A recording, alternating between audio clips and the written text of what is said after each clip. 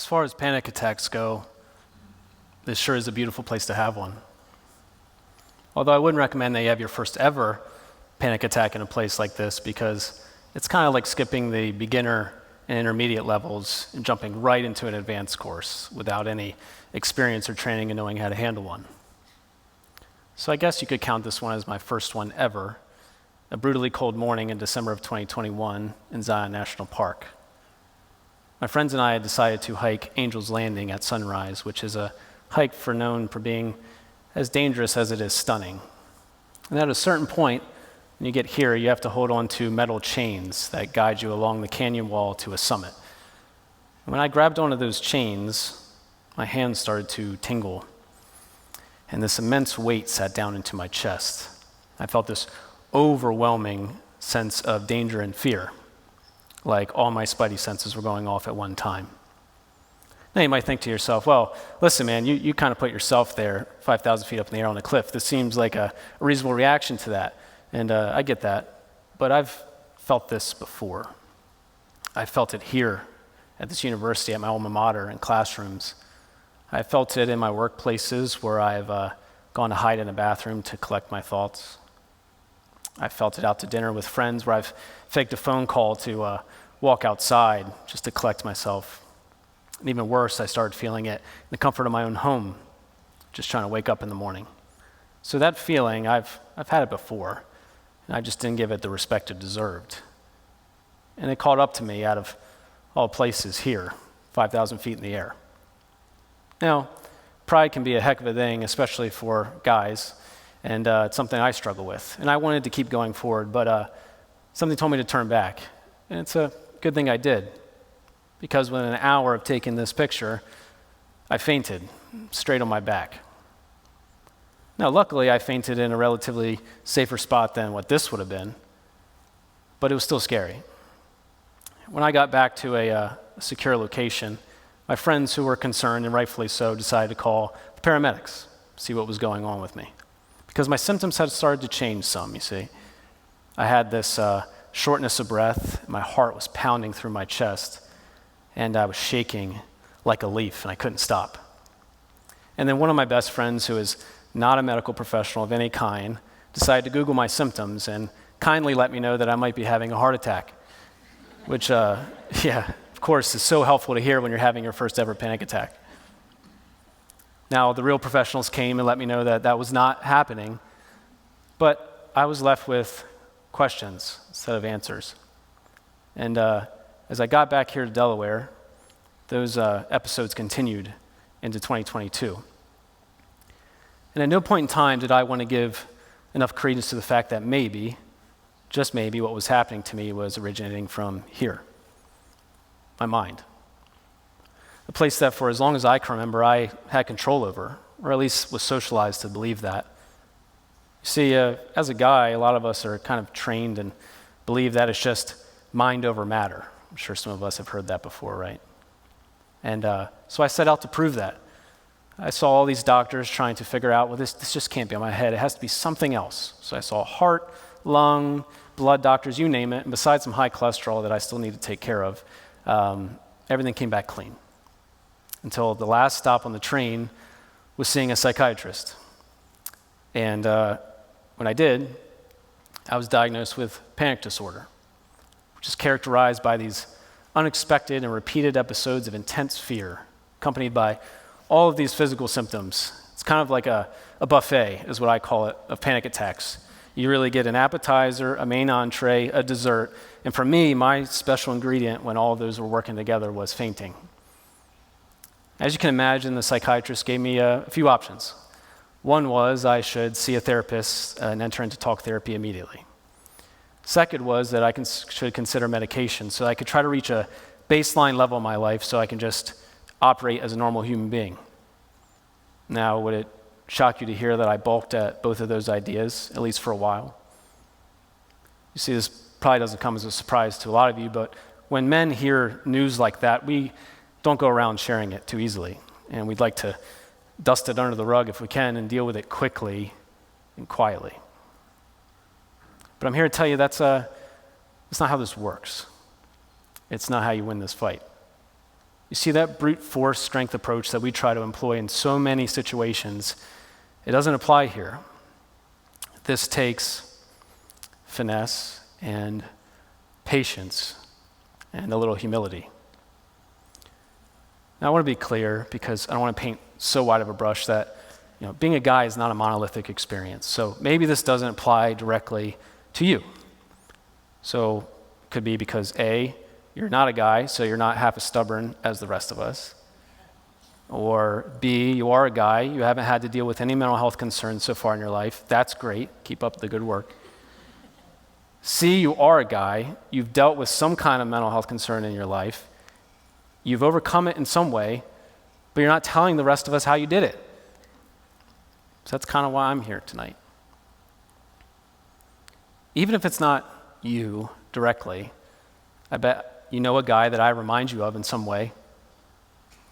Maybe it's your son who struggles with depression, but he doesn't have the vocabulary to tell you that. Maybe he's a little scared to tell you.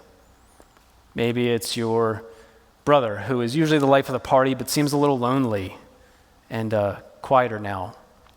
And he tries to hide behind humor like I used to do.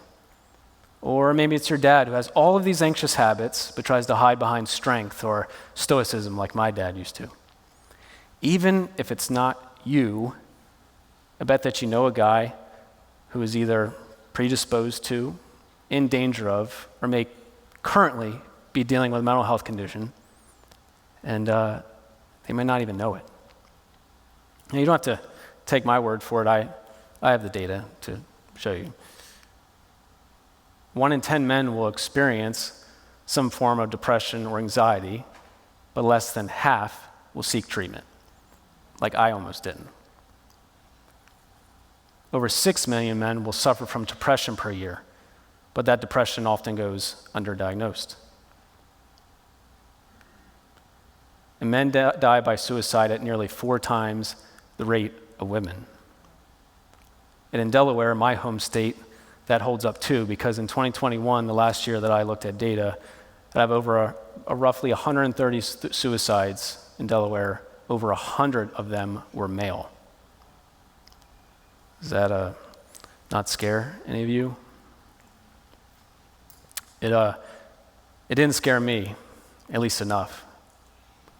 You see, I've been privy to all that information I just shared with you for probably a decade as a public servant here in my home state and predominantly in human service and social service situations.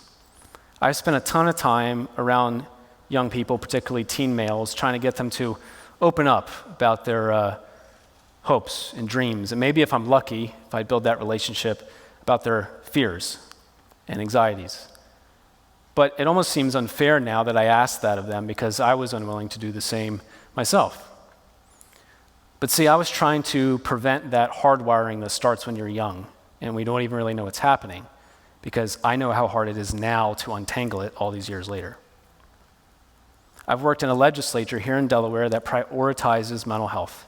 We've passed all this landmark legislation the past few years about mental health, and I've seen the research, I've done some of it myself, I've been in the rooms where the debates are ongoing, and still, for some reason, I thought it didn't apply to me, that maybe I was an exemption to it.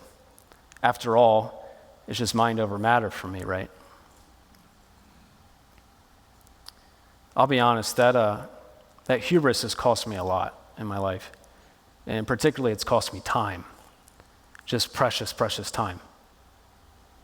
It's kind of weird. It's a full circle moment for me today because I was supposed to be here 1 year ago to do this talk, or at least a version of it. And as it got closer, I backed out. And I got scared. And I got scared for a few reasons. So one was, I wasn't totally sure I could actually make it through the 10 minutes or so with you physically. It's part of the reason why I'm sitting tonight, because I know some of you are like, well, how come that guy gets a chair and no one else gets a chair? Because that's what I would be thinking. But to be honest, falling 3.5 feet sounds a lot better than falling 6 feet if I start to get fainty. And there's no one in the front row to catch me if I start wandering off the stage. Now, the second reason is that I had not put the time in yet to share this kind of message. And I think I would have given you a message that was born more of fear instead of hope.